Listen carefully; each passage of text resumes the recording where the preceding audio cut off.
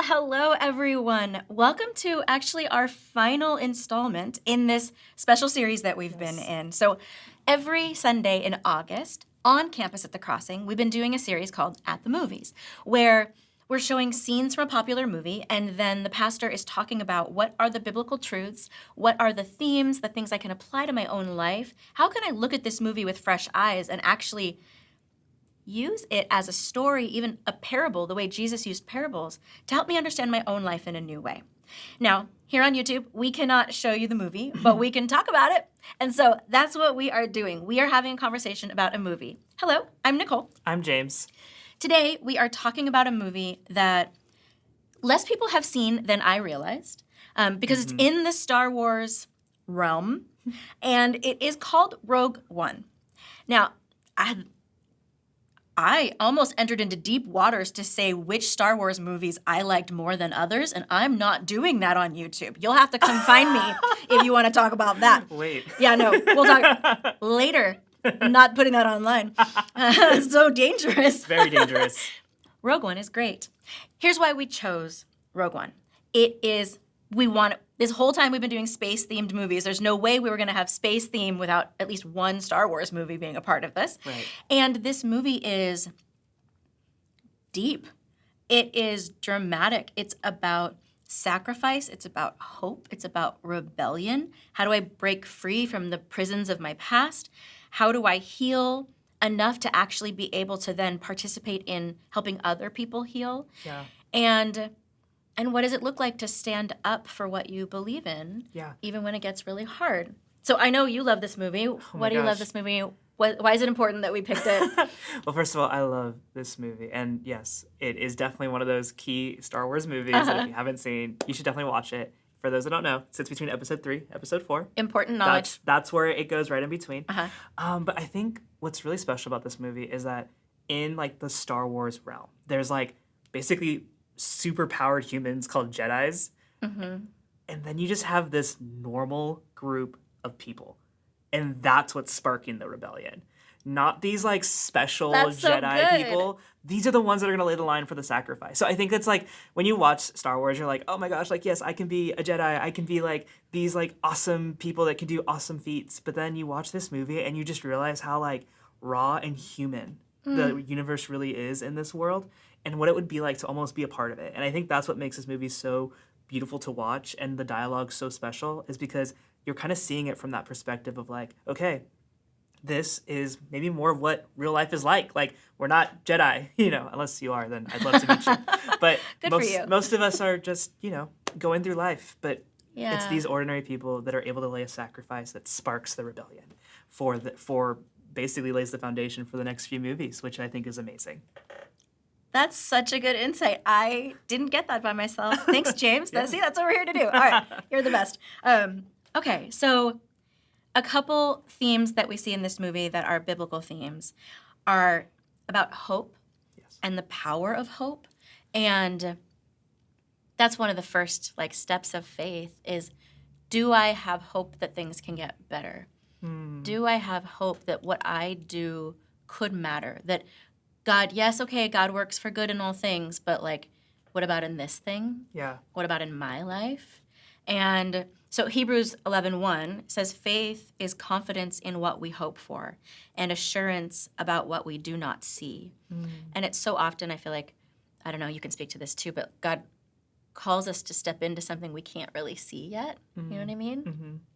And this movie really helps me with that. Of what if we really did try? The fact that you were talking about they're just normal people is so helpful to me. It makes it even better of there's hope even just for regular people. Yeah.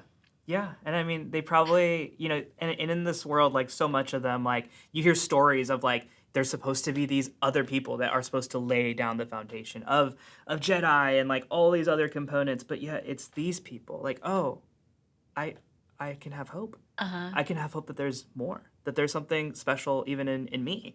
There's something that God is doing in my life, and there's faith in that. And I can have confidence in just what God is doing in my life. And you sometimes could look around and be no, God does something only in those people. God only does things and works in their life, the special people. But it's oh, wait, there's hope in me. And I can be someone that can make a difference and an impact. I can be the one. I can be someone. The other thing goes perfectly with actually everything you just said. It's Ephesians 2:10. For we are God's handiwork, created in Christ Jesus to do good works, which God prepared in advance for us to do. That we can be the one that you don't have to be special in any way. You are. You already are. You are special. We all say, like, oh, I'm not special. I'm just whatever. Like, no. If you're alive, you were created on purpose. You are God's handiwork. You're a masterpiece. God only makes very good things. Yes. And you're very good and well made and meant to be alive here. Yes. And actually do something. And you don't always get to see it. I think that's the other thing too, is like, I know this group of people take such huge steps of bravery with real hope. Like, they don't get to see what happens at all. And so that's real faith. That, like, being patient at home with your spouse or your kids, like, that's going to pay forward to something in their lives that you might not actually ever get to see. Yeah. Or, like, choosing to sacrifice something so someone else can have something, like, that makes a huge difference that we don't know the outcome. Real faith is letting the fruit of the Spirit show up in our lives with the faith and hope that it'll make a difference. Oh, that's so good. I know, like, as a student pastor, like, I get to interact with so many students, and sometimes I'm like, did I really do anything for this one kid or this one student? But yeah, it's like you're just planting these little seeds in their life, in their heart, and just kind of saying, okay, God, here you go. And I have to believe and trust that God's going to do amazing things in their life. And it's awesome to see how God is working behind the scenes. Right. Yes. That it really does matter that you start to practice the ways of Jesus. Yes. That, like, because it's any little decision, you're like, does this decision really matter? Yeah. Like, does this one really matter? Yes. It's like, yeah, they all matter. And even if you don't get to see the full fruit of what that's going to be, each decision actually does matter. Yes. Every time. Every time you are generous, every time you don't steal something, every time you let someone ahead of you on the freeway, like all the things, they all actually matter. And that's real faith. Real faith. And these people are doing extraordinary things with no assurance that it's going to do anything. Nope. But they still try. Yes, they still try. That's so good. Yes. All right, I know it'll be hard, but tell me about a favorite scene. Oh, boy. Well, so I do remember watching this movie in theaters. I went opening night. Of course. I did not dress up. I'll give that. But I was there opening night, and the scene that made me squeal, like literally squeal in the movie theater, is it's completely dark, and you just see Darth Vader's lightsaber light up red. Because you're like, who's like in this movie? And then all of a sudden you just see him, and he's there. Yeah. And like, he's so intimidating in that scene. Like, it's almost scary. Like, you're like, oh, this became a horror film really quickly. It did, actually. It's really scary, but he just, and he just completely takes on this whole room of people. But I think what's cool in this scene, though, too, even though it is mainly focused on him, is that all of these people were like, we just have to get this to the next person. Like, they're just as much laying their lives and sacrificing for just one cause of hope and hoping that they can just create something that will outlive them. And it's the same concept of hope that they're working on, too. Dang, you made the Darth Vader scene deep. I tried. Yeah, you really did. See, there's depth. You just got to look. There's depth. It's so good. I think for me, it's... Oh, what's the main character's name? Jalen. Thank you. Yeah. So, I need to know. Her character arc of feeling abandoned as a kid, basically, even though she wasn't, kind of she was, and so she feels alone. And then she has to be the one to protect herself. And so when the robot comes and says, congratulations, you are being rescued, please do not resist, is really one of my favorites. Like, is there a more, like, Christian thing to think about of, like, congratulations, you are being rescued, please do not resist. And how often we resist our rescue. Wow. Like, I don't need to be rescued. I don't know what you're talking about. Like, I can take care of myself. And that's most of our story for a lot of our lives is like, I don't need rescue. I can take care of myself. And like every day God comes to us and is like, congratulations, you are being rescued. Please do not resist. And like watching it again this time, so now I think about it all the time. Like, how am I resisting God's rescue? Wow. How am I resisting God's freedom? My like grace upon grace being in my life.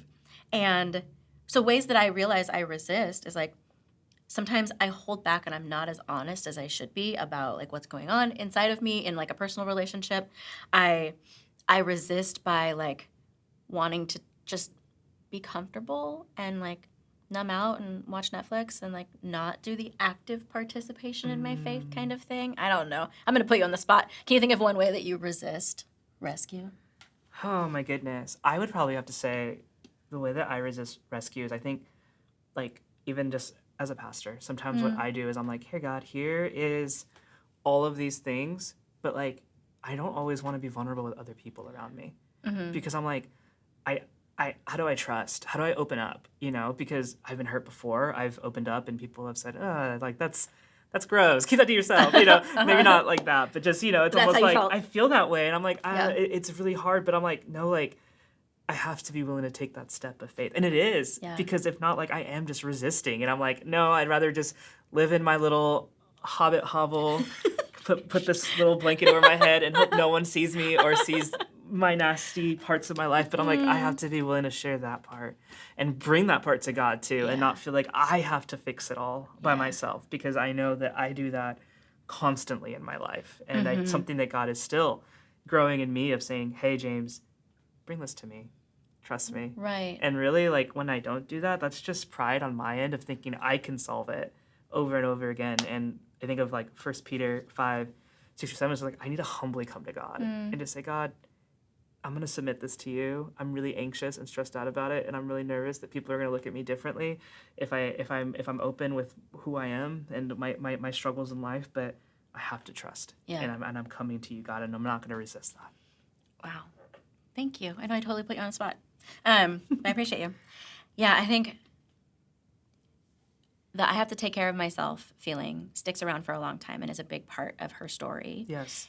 Which is why it's so moving when she gets to the place where like now she's in this like big fancy room with the other rebels, and she's like, no, guys, like rebellions are built on hope. Yes. This person who couldn't see past like the next minute Yes. now has hope for a whole future. Yeah. And is willing to put herself on the line for other people when maybe she didn't always feel like people did that for her. Yeah. And that means a lot. And so that question of like, do you think anyone is listening?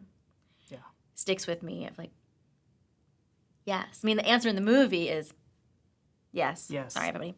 That someone is listening. Yes. And so God is listening, and it's worth speaking up, and it's worth participating in the healing of other people too.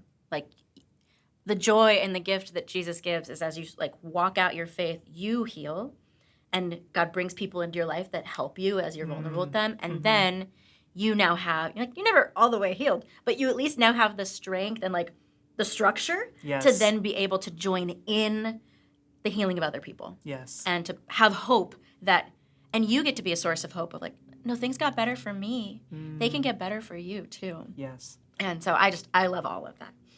Any final thoughts on Rogue One that you want to share? No, I mean, I just love it so much. I just love the idea of hope and just seeing it. I mean, and then, and just knowing that, like, the next movie is called A New Hope, it just, like, connects it so beautifully. Oh, You wow. just see this transfer of hope and how it just kind of, it's literally this thing that's sparking the rebellion. Yeah. I love that. All right. So this was our last conversation about At the Movies. I hope you enjoyed us doing things a little bit differently this month. Thank you, James, for doing this with me. This was so much fun. So much fun. We both love movies. We both love storytelling. And it was a joy to just talk a little bit about what we've learned from these 5 movies. Thank you guys so much for being with us. And we'll see you online all the time. Bye.